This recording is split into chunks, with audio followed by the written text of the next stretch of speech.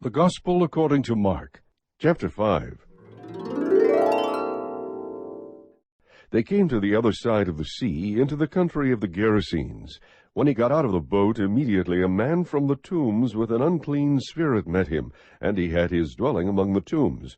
And no one was able to bind him any more, even with a chain, because he had often been bound with shackles and chains, and the chains had been torn apart by him, and the shackles broken in pieces, and no one was strong enough to subdue him. Constantly, night and day, he was screaming among the tombs and in the mountains, and gashing himself with stones. Seeing Jesus from a distance, he ran up and bowed down before him, and shouting with a loud voice, he said, "What business do we have with each other, Jesus, Son of the Most High God? I implore you, by God, do not torment me." For he had been saying to him, "Come out of the man, you unclean spirit." And he was asking him, "What is your name?"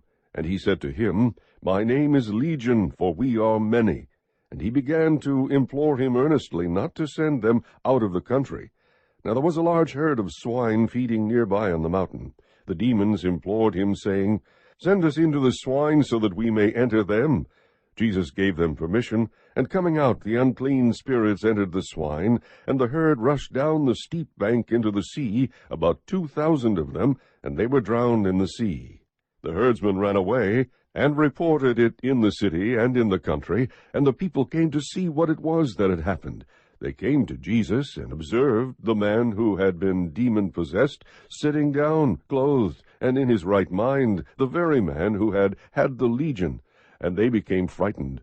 Those who had seen it described to them how it had happened to the demon-possessed man, and all about the swine, and they began to implore him to leave their region.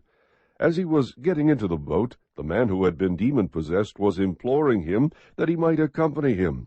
And he did not let him, but he said to him, "Go home to your people, and report to them what great things the Lord has done for you, and how he had mercy on you." And he went away and began to proclaim in Decapolis what great things Jesus had done for him, and every one was amazed. When Jesus had crossed over again in the boat to the other side, a large crowd gathered around him, and so he stayed by the seashore. One of the synagogue officials, named Jairus, came up, and on seeing him, fell at his feet, and implored him earnestly, saying, "My little daughter is at the point of death. Please come and lay your hands on her, so that she will get well and live." And he went off with him, and a large crowd was following him and pressing in on him. A woman who had a hemorrhage for 12 years, and had endured much at the hands of many physicians, and had spent all that she had, and was not helped at all, but rather had grown worse, after hearing about Jesus, she came up in the crowd behind him and touched his cloak. For she thought, "If I just touch his garments, I will get well." Immediately the flow of her blood was dried up, and she felt in her body that she was healed of her affliction. Immediately Jesus, perceiving in himself that the power proceeding from him had gone forth, turned around in the crowd and said, "Who touched my garments?" And his disciples said to him, "You see the crowd pressing in on you, and you say, 'Who touched me?'" And he looked around to see the woman who had done this. But the woman, fearing and trembling, aware of what had happened to her, came and fell down before him and told him the whole truth. And he said to her, "Daughter, your faith has made you well. Go in peace, and be healed of your affliction." While he was still speaking, they came from the house of the synagogue official, saying, "Your daughter has died. Why trouble the teacher any more?" But Jesus, overhearing what was being spoken, said to the synagogue official, "Do not be afraid any longer, only believe." And he allowed no one to accompany him except Peter and James and John, the brother of James. They came to the house of the synagogue official, and he saw a commotion, and people loudly weeping and wailing.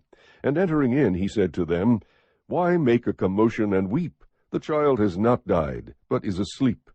They began laughing at him, but putting them all out, he took along the child's father and mother and his own companions, and entered the room where the child was.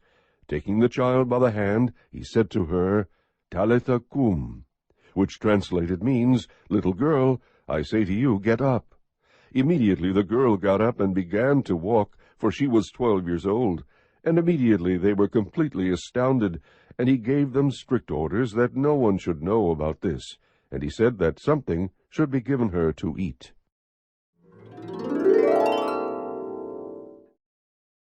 Chapter 6. Jesus went out from there and came into his hometown, and his disciples followed him.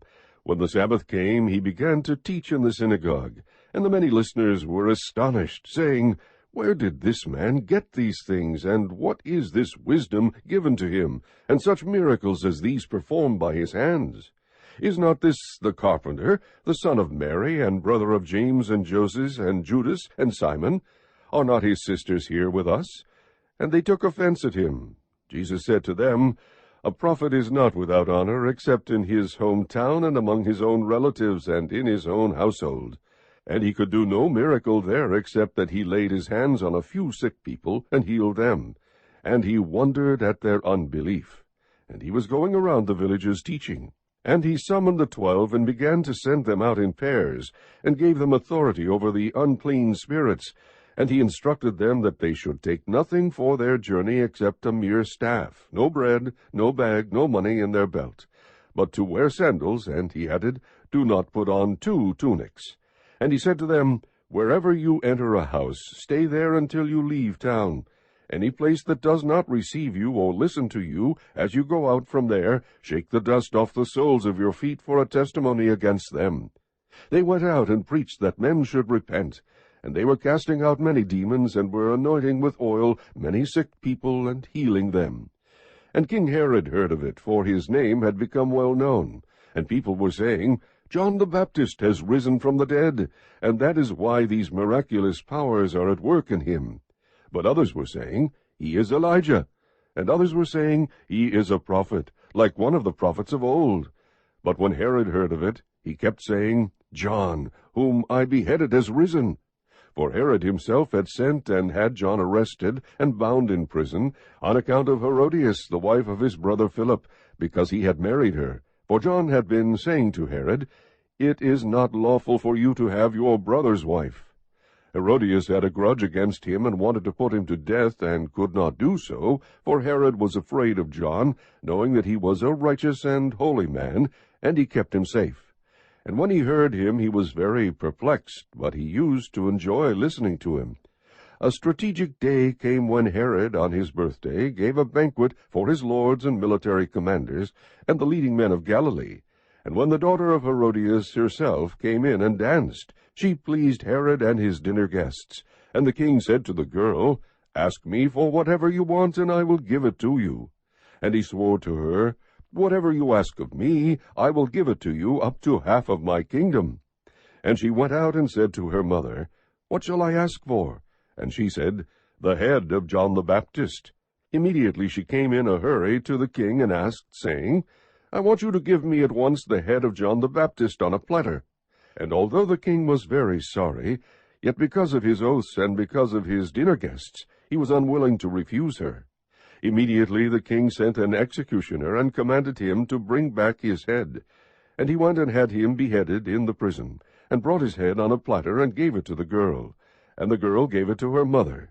When his disciples heard about this, they came and took away his body, and laid it in a tomb.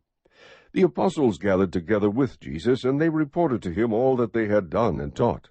And he said to them, "Come away by yourselves to a secluded place, and rest a while." For there were many people coming and going, and they did not even have time to eat. They went away in the boat to a secluded place by themselves. The people saw them going, and many recognized them, and ran there, together on foot, from all the cities, and got there ahead of them.